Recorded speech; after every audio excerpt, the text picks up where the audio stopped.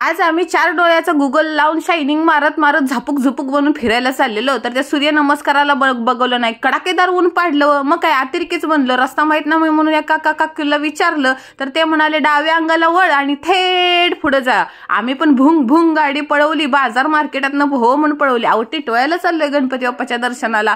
दुपार झालेली पाक, मग थंडगार मस्तपैकी काय बोलताय कलिंगड का टरबूज खाल्लं ना बाबांनो, लय भारी लागला. पण एवढ्यानं भूक मिटते वी. मग काय समोर नवीन नवीन हॉटेल उघडलेलं पावभाजीचं, काय ते लिंबू पिळा सुर्रकिना आणि फुर्रकिना वर पण टाकली ना पावभाजी, लय जबरदस्त झाक लागलेली बघा.